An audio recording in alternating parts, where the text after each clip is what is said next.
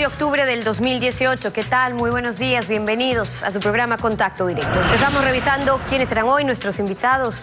Nos acompañan ya Andrés Michelena, secretario nacional de Comunicación. La ruptura con el régimen de Maduro por insultos al jefe de Estado ecuatoriano. Luego de un periodo de progresivo enfriamiento de relaciones y el agudizamiento de la crisis humanitaria, económica y política de Venezuela. También hablaremos sobre la fuga de Fernando Alvarado bajo la vigilancia del Ministerio de Justicia. Además, hoy nos acompañará Pablo Dávila, el consejero de Participación Ciudadana y Control Social Transitorio. Las decisiones del Consejo de Participación para revertir la sacada de mano a la justicia, la designación de la Comisión Técnica Ciudadana para escoger a nuevos consejeros definitivos de la Judicatura que no respondan a consignas partidistas. Y además nos acompañará César Montúfar, acusador particular de Jorge Glass, el único acusador particular en el caso Odebrecht que continúa con sus denuncias sobre los delitos conexos de la asociación ilícita para cometer infracciones contra la administración del Estado. Pero las indagaciones previas de Fiscalía avanzan lentamente sobre los delitos denunciados de delincuencia organizada, lavado de activos y cohecho. El presidente Lenín Moreno, ante el allanamiento de la Fiscalía al Ministerio de Defensa por presunto tráfico de armas con la narcoguerrilla disidente de las FARC, indicó lo siguiente. Yo advertí hace unos meses toda la permisividad del periodo pasado, del gobierno anterior, que parecía un acuerdo tácito entre ellos y aquellos que traficaban droga y aquellos que únicamente no han hecho aquello, sino que además han estado influenciando sobre nuestros civiles y sobre nuestras Fuerzas Armadas para tratar de inducirles a que cometan estos actos violatorios. ¿Qué tal, Alfredo? Buenos días, ¿cómo te va? Muy bien, Estefi, buenos días a todos. Ahuyentar impositivamente el ingreso del dólar limpio y endulzar la frontera para el dólar sucio. Esa parecía la política de Estado respecto al tráfico de armas, tráfico de drogas y lavado de activos. La alerta temprana de Angostura, con su violación a la soberanía nacional y la ejecución extrajudicial del principal líder ejecutivo de las FARC, en definitiva se dio por la convicción de Colombia que preparar una acción conjunta con el gobierno del Ecuador era dar aviso al objetivo. Las consecuencias para la lucha antidrogas del Ecuador fueron terminar el acuerdo de Manta, crear la SENAIN y debilitar relaciones y cooperación con Estados Unidos, principal mercado mundial de las drogas ilícitas de Colombia y de las exportaciones lícitas del Ecuador. El resultado está a la vista. El allanamiento del Ministerio de Defensa es solo símbolo de una situación extremadamente grave que está carcomiendo progresivamente a la sociedad ecuatoriana, a instituciones básicas del Estado, a la economía nacional y al capital humano de la patria, su juventud. Este no es un problema de la frontera norte. Ha llegado al Ministerio de Defensa con el tráfico de armas, al Ministerio de Hidrocarburos con el tráfico de precursores químicos, a las exportaciones del Ecuador con sus principales mercados de Estados Unidos y Europa, a la Policía Nacional con un número creciente de personal en servicio activo involucrado judicialmente en narcotráfico, a la Asamblea Nacional con tablas de portabilidad de drogas que han difundido el microtráfico para crear otro frente de lucha a la fuerza pública, a la Asamblea Nacional con legisladores que anuncian legalizar la droga de acuerdo a estándares internacionales del narcotráfico, a la captura de cargamentos que evidencian el crecimiento del tráfico y la utilización de estas capturas para manipular, por supuesta escasez, los precios en los mercados de la droga. El Ecuador se está pudriendo. Esto no solo llega a las municiones del ejército o a un tal guacho publicitariamente crecido por Colombia para desviar la atención. La tarea es mucho más amplia que investigar el tráfico de armas a los disidentes de las FARC. La actualidad, los protagonistas, el análisis y la información en Contacto Directo.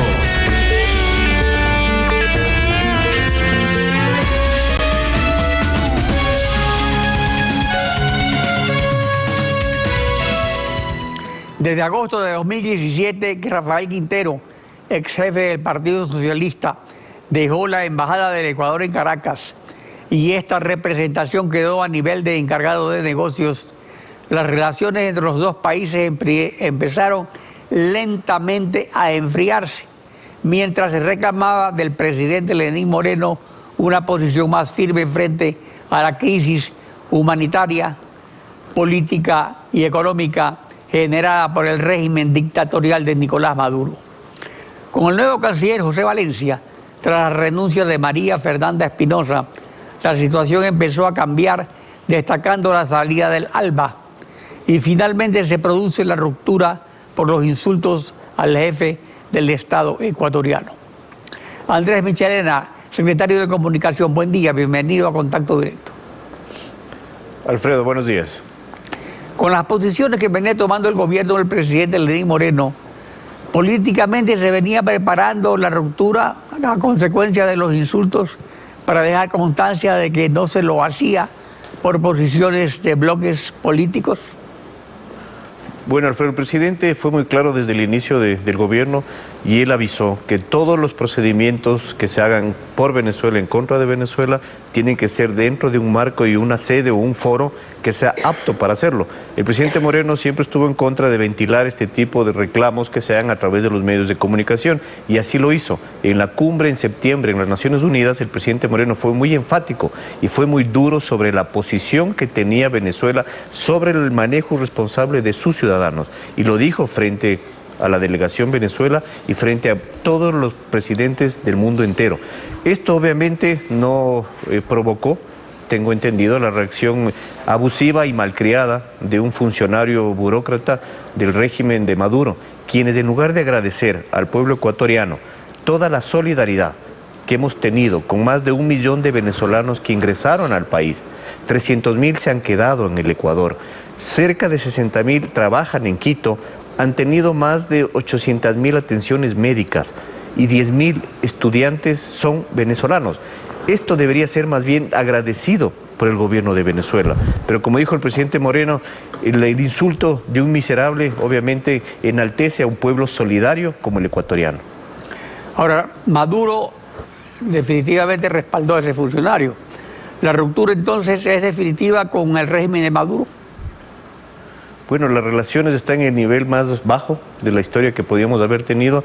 El Ecuador no va a permitir, y el gobierno del Ecuador, que se respete al pueblo solidario ecuatoriano, quien ha sido los que han recibido a todos los hermanos venezolanos que huyeron de una diáspora, tal vez la más grande de la historia, por un gobierno irresponsable, que no ha logrado dar todos los derechos que deben tener sus ciudadanos aquí en el Ecuador, a pesar de tener problemas económicos que estamos sacándole adelante, hemos sido totalmente responsables con todos los derechos. El presidente Moreno se reunió la semana pasada con el delegado del ACNUR, que estuvo de visita y valoró y categorizó como uno de los más importantes trabajos que ha hecho el Ecuador en el marco de atención a la migración de Venezuela, que no solo afecta a Ecuador, afecta a toda la región. Hay que tomar en cuenta todo lo que ha hecho el Ecuador en favor de los hermanos venezolanos. Nosotros reunimos a casi 13 países del continente y de Centroamérica y firmamos una declaratoria de Quito para atender los derechos y para solicitar que el gobierno de Venezuela resuelva el problema con los ciudadanos. Los temas políticos no tienen por qué dañar el bienestar de un pueblo, y en este caso del pueblo venezolano. El viernes en Salta, Argentina, usted intervino en la ceremonia de apertura de la Asamblea General de la Sociedad Interamericana de Prensa, SIP. Llevó el mensaje del presidente de la República, Lenín Moreno, y entre otras cosas resaltó la propuesta de crear un comité de protección para los periodistas que fomente y difunda la libertad de expresión. ¿Cómo se concretaría esta propuesta? Bueno, es grato, en la reunión que tuvimos fue a nombre del señor presidente de la República llevar su mensaje ante más de 1.300 de medios de comunicación a nivel internacional. Ecuador hoy es un ejemplo para la región. Ecuador se ha convertido en un ejemplo para América Latina, para Centroamérica y América del Norte. Cómo ha cambiado en menos de un año todo un proceso de una ley mordaza a un proceso de libertad de expresión, de respeto, de absoluto respeto a las libertades y, adicionalmente, como usted lo dice, Alfredo, de crear un comité de protección para el trabajo diario de los periodistas. Nosotros como gobierno creemos y somos firmes en la democracia y en la libertad de expresión. Hay dos herramientas básicas para combatir la corrupción: la transparencia y la libertad de prensa. ¿La creación del comité se va a incluir en la ley o va a ser algo dependiente del Ejecutivo o con la sociedad civil? ¿Cómo sería? ¿Cómo es la idea? Vamos a firmar un convenio de cooperación en estos días entre varias instituciones del Ejecutivo, entre la parte administrativa de la justicia y una representación de periodistas para trabajar en una mesa temática que nos permita fomentar la protección y los derechos a los periodistas, no solo en temas de crisis, sino en su trabajo del día a día. Los periodistas cada día se enfrentan a una crisis, cada día en su cobertura se enfrenta y tienen amenazas. El presidente Moreno ha sido muy enfático: si queremos que este país esté libre de corrupción, necesitamos una prensa responsable, libre y que pueda actuar de la mejor manera. Parte de esto es la propuesta del comité que ha presentado el presidente Moreno. Bueno, pasando a la corrupción, la fuga de Fernando Alvarado era una crónica anunciada desde que la jueza ordenó la libertad controlada con grillete electrónico en vez de la detención preventiva, como era de rigor con un ciudadano que estaba residiendo temporalmente en África. Pero el control del grillete es una obligación del gobierno a través del Servicio de Seguridad 911. Son inaceptables estas burlas a la ciudadanía. ¿Continúa vivo el correísmo dentro del gobierno? Bueno, Alfredo, el presidente fue muy enfático ayer en una conversación que tuvimos. Obviamente todas las personas responsables que no supieron cuidar del señor Fernando Alvarado tendrán la responsabilidad no solo de pedir la renuncia, han sido totalmente despedidos y puestos ante la justicia para que se investigue hasta lo más profundo quiénes son los responsables. Sí se dio y se colaboró en la fuga del señor Alvarado. El presidente Moreno ha sido muy enfático que va a combatir la corrupción del gobierno anterior, si hay en este gobierno, también y en los gobiernos futuros. Lo que sí tenemos claro, Alfredo, es que lo que hizo el señor Alvarado desnudó al correísmo, desnudó al señor Correa. Hoy tenemos dos prófugos de la justicia. El señor Correa, cuando decidió no hacer caso a la justicia, no presentarse ante la justicia, no rendir cuentas a la justicia, y el día sábado el señor Alvarado, que con el mayor cinismo del mundo se desnudó. Ecuador enfrenta a una serie delincuencial de alto impacto. Se burlaron de la justicia, se burlaron con el mayor cinismo, Alfredo. Hoy el presidente de la República ha convocado a todas las funciones del Estado para combatir juntos la corrupción. Este gobierno ha combatido de la mejor manera. Tenemos un ex vicepresidente preso y lo hemos puesto al mejor recaudo. Si vemos que su secretario de Comunicación fuga y no da la cara a la justicia, hemos puesto al ex vicepresidente en un mejor recaudo. No podemos permitir que se vuelvan a burlar de la justicia. La sanción a los corruptos corresponde a la función judicial, pero hay un Ministerio de Justicia del Ejecutivo que se encarga de vigilar a los detenidos, mantenerlos recluidos y el cumplimiento de medidas cautelares. Además del caso Espín para presionar a testigos protegidos, hoy tenemos la fuga de Fernando Alvarado. Esta descoordinación afecta a la lucha anticorrupción con cirugía mayor que ofreció el presidente Lenín Moreno. ¿Cómo se lo va a corregir? El presidente ha dicho y ha sido muy enfático, Alfredo, tendremos mano dura en la negligencia que pueda haber existido a cualquier funcionario que no supo cuidar y hacer su trabajo. Igualmente, hemos exhortado a que la justicia busque los mecanismos más ágiles. Ellos son los responsables. El gobierno lo único que hace es exhortar para que la justicia pueda tener mecanismos más ágiles que permita que no vuelva a suceder lo que pasó con el señor Alvarado. Hay 11 indicios de responsabilidad penal por los cuales huye el señor Alvarado. Hay un delator, que es su segundo a bordo, que iba a mostrar toda la información y evidencias del día jueves. Teníamos que haber tenido más cuidado. El señor Pablo Llanes, quien iba a informar sobre todo lo que hizo el señor Alvarado, tenía que servir como un proceso abierto para por fin desenmascarar a todos los procesos de corrupción. Hay que recordar que en 10 años del gobierno del señor Correa se gastaron más de 1.500 millones de dólares en propaganda y publicidad. Todo esto tiene que ser revisado. La Contraloría ha hecho su trabajo. Tenemos que buscar juntos las mejores formas de no permitir que se fuguen quienes son y están siendo investigados a través de procesos de Contraloría. Y adicionalmente, y luego busquemos el mecanismo, se ha pedido también, Alfredo, para que todos los bienes que puedan servir de recaudo para proteger los dineros que fueron mal usados y en algunos casos hasta fueron ya llevados a otros países, sean recaudados de la mejor manera. ¿Y respecto a la recaptura de Fernando Alvarado? Bueno, se ha dictado ya la boleta azul.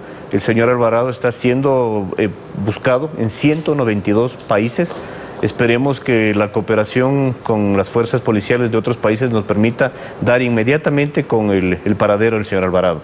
Mientras tanto, hay que seguir avanzando en la lucha contra la corrupción. Como lo dijo el presidente Moreno, Alfredo, esta es una prioridad del gobierno.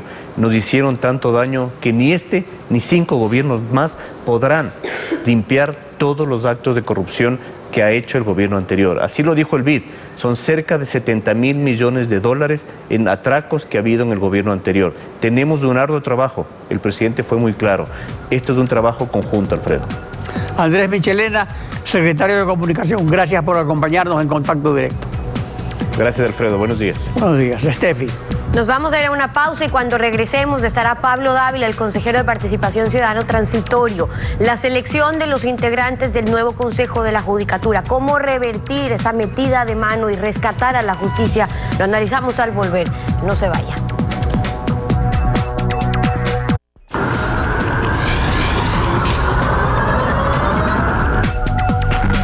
Pablo Dávila, consejero de Participación Ciudadana Transitorio, bienvenido a Contacto Directo.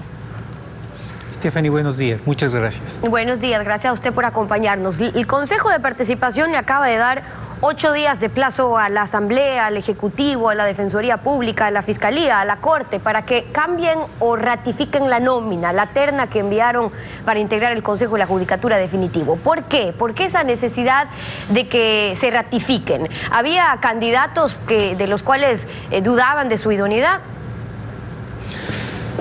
A lo largo de este proceso de transición, Stephanie, los ciudadanos, las autoridades hemos testificado la relevancia del Consejo de la Judicatura y sobre todo la necesidad de pensar en este proceso de transición como un paso fundamental y trascendental en la reestructuración y reinstitucionalización del Estado.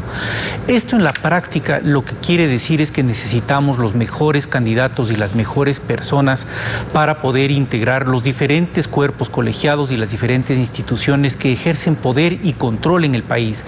Uno de ellos es precisamente el Consejo de la Judicatura. El exhorto que ha hecho el Consejo de Participación Ciudadana a las autoridades es pensando en la necesidad de buscar las mejores opciones. Indudablemente, entre los nombres que enviaron los diferentes poderes del Estado, había nombres positivos y buenos que nos hubieran dado la oportunidad de escoger. Sin embargo, el proceso de designación de autoridades no solamente tiene que limitarse a seleccionar un nombre bueno o a escoger lo menos malo.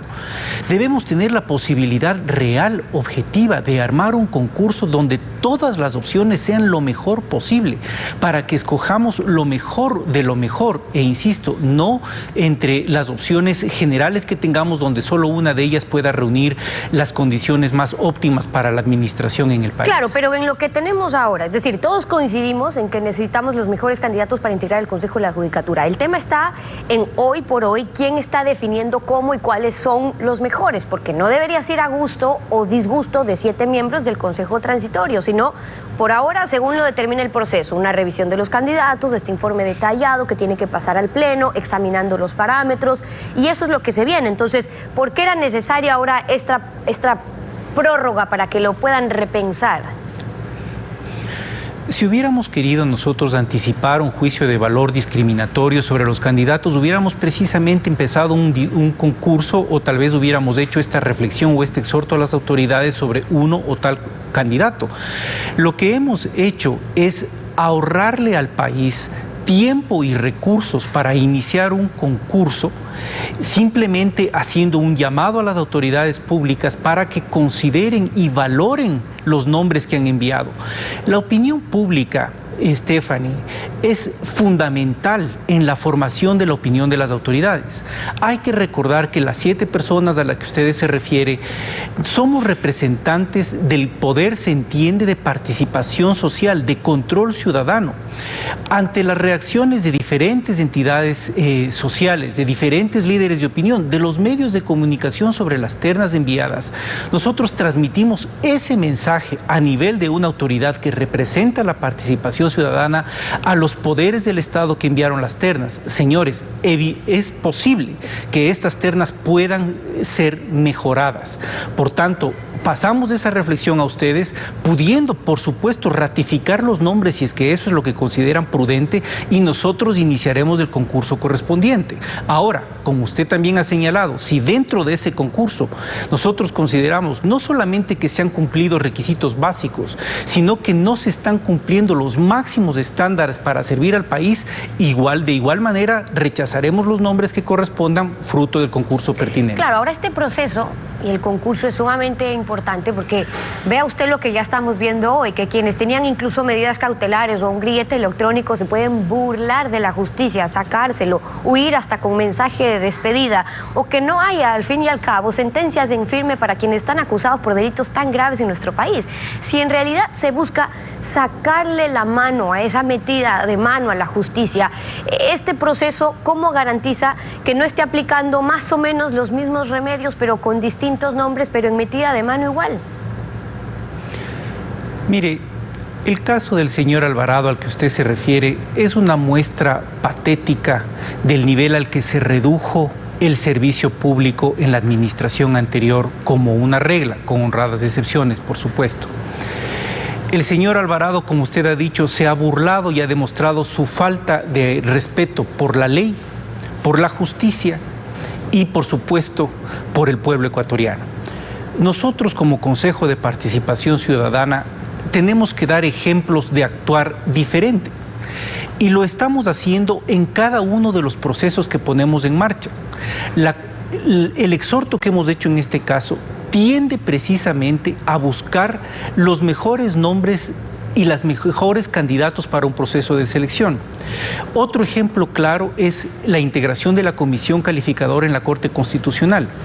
Si hay testimonios de que el día a día el Consejo le otorga al país para el cumplimiento, para demostrar el cumplimiento de su deber, es precisamente nombrar a personas independientes. Stephanie, hay una cosa clara en el Ecuador. Las reglas, los procesos pueden manipularse, pueden manejarse y pueden optimizarse de diversas formas.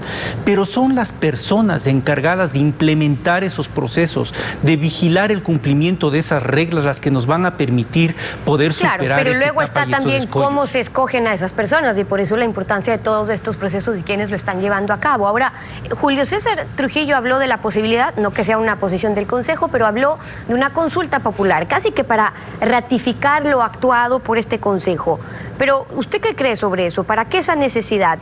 Si están cumpliendo el mandato del pueblo, a menos de que haya temores de que se puedan estar extralimitando, me refiero al Consejo de Participación Transitorio, extralimitando en sus funciones, y para curarse en sano, sea mejor que el pueblo apruebe lo actuado luego en una consulta, o si no, ¿para qué?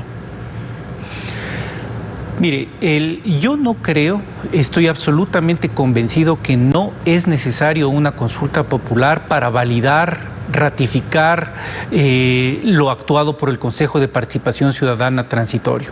De hecho, el doctor Julio César Trujillo en una rueda de prensa aclaró que la sugerencia que él hizo sobre la consulta popular iba más bien referida a la necesidad de ciertos cambios estructurales en la Constitución importantes para poder corregir en el mediano y en el largo plazo los problemas que el país enfrenta en términos de institucionalidad.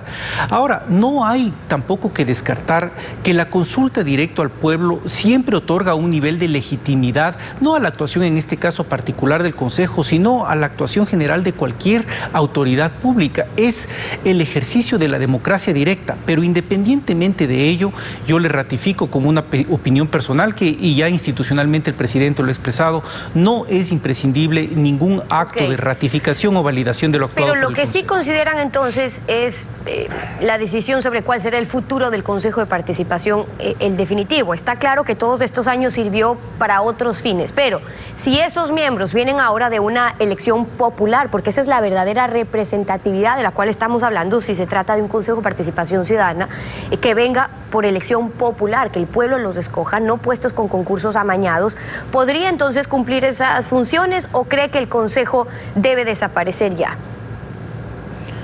En mi opinión, el Consejo tiene que desaparecer.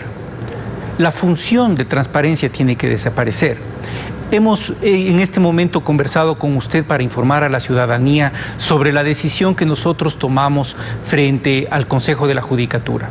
Indudablemente una decisión delicada. Nosotros creemos que es correcta para ahorrarle recursos al país, al Estado y para buscar la mejor representación. Pero indudablemente es un poder grande el que ejercen 7 personas en el Consejo de Participación Ciudadana.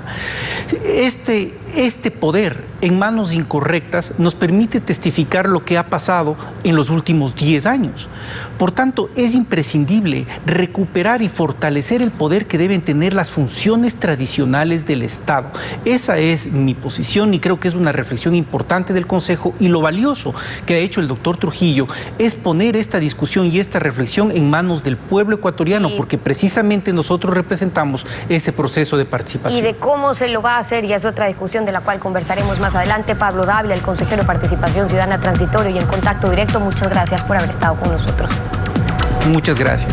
7:30. Vamos a una pausa. Cuando regresemos estará César Montúfar, acusador particular de Jorge Glass. La denuncia sobre el delito de delincuencia organizada que investiga el fiscal general del Estado y los fundamentos de la acusación contra la cúpula de la administración pública. Ya volvemos con eso. No se vaya.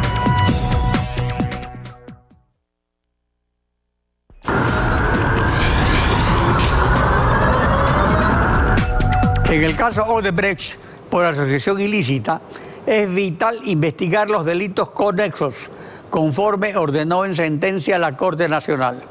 El caso por delincuencia organizada empezó el 5 de marzo, hace 7 meses, por denuncia que presentó César Montúfar, acusador particular de Jorge Glass en el caso de asociación ilícita, quien el 12 de septiembre, 6 meses después de que presentó su denuncia, fue llamado por Fiscalía a reconocer su firma y rendir declaración sobre los hechos que se investigan. César Montúfar, buen día, bienvenido a Contacto Directo. Muy buenos días, Alfredo. Usted fue el único acusador particular en el caso por asociación ilícita, porque la Corte Nacional declaró abandonada la acusación particular del entonces Procurador General Diego García. Se supone que la ciudadanía es la ofendida por estos delitos contra la administración pública y que la actuación de la Procuraduría es obligatoria. ¿Ha presentado denuncia a la Procuraduría por los delitos conexos de la asociación ilícita o ha abandonado el caso? Además, el fiscal, ¿es usted el único acusador por la ciudadanía? Buenos días, Alfredo. Un gusto poder conversar con usted en esta mañana. En realidad, en el tema, en el juicio por asociación ilícita, en este momento, se encuentra en la fase de casación. Y yo igualmente presenté un recurso de casación y ese recurso básicamente fue porque, a mi entender, en la sentencia no está clara la reparación que tiene que rendir integral al Estado ecuatoriano los sentenciados, especialmente Jorge Glass, quien claramente en este juicio se demostró junto a su tío recibieron aproximadamente 14 millones de dólares. Ese es un tema que tendrá que dirimirse. Entiendo que próximamente habrá la audiencia de casación y esperamos que en esta audiencia pueda rectificarse aquello para que el Estado ecuatoriano sea reparado. Estamos hablando de una mínima cantidad si nos ponemos a ver y calculamos el enorme perjuicio al Estado ecuatoriano que supera, a mi modo de ver, los miles de millones de dólares que tendrá que devolverse al país. Y por eso es la denuncia que yo realicé por delincuencia organizada. Precisamente esta denuncia intenta ir más allá, precisamente... Ahora, usted la presentó, pero ¿La Procuraduría está interviniendo? Bueno, yo puedo decir y debo señalar, Alfredo, siento una suerte de pasividad por parte de la Procuraduría. Precisamente si uno se pone a mirar en el tema que ahora ha indignado y nos indigna a todos los ecuatorianos, que tiene que ver con la fuga del ex secretario de Comunicación, Fernando Alvarado, ahí uno puede darse cuenta en realidad y es inexplicable el por qué no se pidieron medidas cautelares, no solo la prisión preventiva, sino la prohibición de enajenar bienes. Ahí debió actuar también la Procuraduría, no solamente la Fiscalía, pero le debo decir, siento una suerte de pasividad, una suerte de intentar no inhibirse de presentar, de actuar, digamos, como acusadores particulares por parte de la Procuraduría. Yo puedo decirle eso, parece que en realidad eso es muy importante. En el caso de Alvarado, perdóneme que me mueva un poquito, porque es algo que la pero es importante eso, me interesa mucho. Porque es un caso práctico. Es que en realidad uno se da, este caso estaba ya al final de esa etapa de instrucción, ya debió haber una acusación particular de la Procuraduría, no la hubo. Esa acusación particular debió ser, la presentación de la acusación particular debió ser la oportunidad para que se pida reformular las medidas cautelares, no solamente la prisión preventiva, sino la necesidad de que se prohíba la enajenación de bienes. En este caso, estamos hablando en el caso de Alvarado, un delito de peculado que es imprescriptible, que puede ser juzgado en ausencia, pero lamentablemente lo que uno puede realmente o sea, él vino del África, circuló libremente sin prohibición de enajenar, o sea que pudo arreglar todo lo que quiso y después se despidió. Sí. Así es. Entonces uno puede darse cuenta que en este caso él ha fugado, puede ser en este tipo de delitos juzgado en ausencia, pero lo que estamos seguros es que por esta negligencia, en el momento en que se dictaron las medidas cautelares, que no fue corregida al momento de presentar una acusación particular, el Estado ecuatoriano no va a ser reparado un solo centavo. Yo creo que aquí hay un tema muy grave, un tema que no debe pasar. Por eso es que me parece que no solo hay que, en el tema Alvarado, mirar a los responsables, porque creo que aquí hay responsables que deberán, digamos, atenerse a las consecuencias y ser sancionados por lo que hicieron o dejaron de hacer, sino mirar qué se debe hacer a futuro. Yo estoy preocupado por lo que puede pasar en la denuncia que yo presenté por delincuencia organizada en contra de toda la cúpula del anterior régimen Pero esta es una denuncia muy grave, muy seria. ¿En qué fundamenta su denuncia? Bueno, fundamento básicamente en el hecho de que durante la época del correísmo la corrupción pasó a ser un fenómeno institucionalizado. Siendo un fenómeno institucionalizado no fue casual, no fue, digamos, aislada. Los actos de corrupción no hay que mirarlos aislados, sino que fueron organizados desde la cúpula del Estado ecuatoriano. Rafael Correa, el expresidente, fue la cabeza de esta organización delincuencial y debajo de él cumplieron distintos roles, tanto Alexis Mera, el gran arquitecto jurídico de este esquema delictivo, igualmente Jorge Glass en los sectores estratégicos, los ex fiscales Chiriboga y Vaca Mancheno, después por supuesto el Contralor General del Estado, por supuesto el Procurador, es decir, una gran estructura delincuencial que, ojo Alfredo, no solamente se entronizó y funcionó desde la cúpula del Ejecutivo Nacional, sino que en muchos casos también llegó a los gobiernos autónomos descentralizados. Por eso es que también es importante mirar que aquí lo que se creó es un sistema y también de leyes que dictó la Asamblea. Cambiaron leyes, expidieron reglamentos, modificaron instituciones, nombraron a personas de confianza para que llevaran adelante estos fines ilícitos a través del Estado, se prevalieron de las funciones y cargos y las atribuciones legales que tenían para montar un esquema delincuencial. Creo que ese es el tema ahí principal que se debe investigar, pero le digo, Alfredo, luego de lo que ha ocurrido con el señor Alvarado, que uno puede ver cómo este modelo, este esquema de delincuencia organizada permea o permeó y todavía permea gran parte de la institucionalidad del Estado ecuatoriano. Estoy muy preocupado en el sentido de que qué es lo que va a suceder. Va a haber o sea, la famosa cirugía mayor no ha llegado todavía. Bueno, yo creo que evidentemente no ha llegado, pero además de eso, creo que los ecuatorianos tenemos en este momento que no solamente indignarnos, sino exigir en este momento a las autoridades tomar las medidas necesarias para que lo que ocurrió este fin de semana no vuelva a ocurrir. Yo personalmente, Alfredo, le comento, pero ahora, voy a presentar... sobre este caso, por ejemplo, el fiscal general llamó a declarar la semana pasada a toda la cúpula del gobierno anterior y a la constructora Odebrecht. ¿Alguien ocurrió el llamado del fiscal? Si no comparecen los presuntamente responsables de la infracción, ¿qué se puede hacer? Bueno, tienen que... acudieron 3... los otros deberán hacerlo bajo prevención de ley o aprendidos por la fuerza pública para que la fuerza pública los lleve a rendir versión. Aprendidos los que están en el país. Los que están en el país, por supuesto. En el caso del ex vicepresidente Glass, él pidió rendir su versión desde el lugar en donde está recluido. Inicialmente era la cárcel 4, desde el día de ayer ya fue trasladado, como debió ser desde hace mucho tiempo atrás, a la Tacunga, donde también él debería portar uniforme naranja, porque no puede tener ningún privilegio, no debería tener ningún privilegio.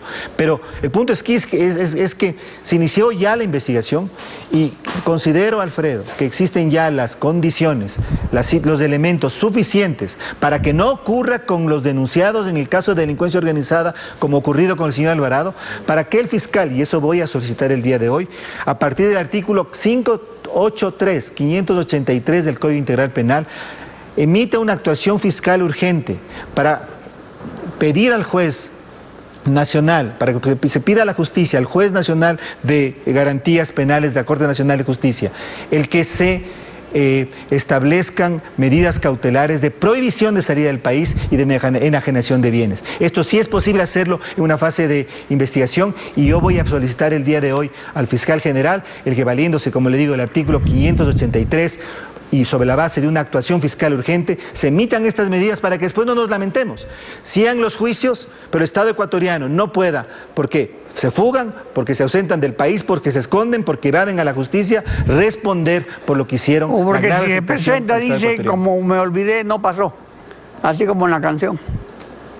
Así es, creo que el Estado ecuatoriano, los ecuatorianos hemos sido ya burlados, hemos sido afectados terriblemente por el funcionamiento de esta organización delincuencial y por eso no se puede después llorar sobre la leche derramada. Hay que actuar con anticipación, hay que adelantarse. Por eso es la importancia de que la Fiscalía, la Procuraduría actúen de manera, yo diría, mucho más coordinada. En el caso de Alvarado, por supuesto, se debió pedir otras medidas cautelares, no solamente la prisión preventiva, sino también la enajenación de bienes, porque de lo contrario, el Estado ecuatoriano sencillamente termina absolutamente burlado.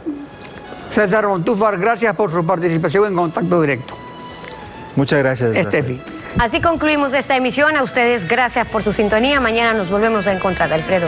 Mañana continuamos rayando la desinformación en Contacto Directo. Buenos días.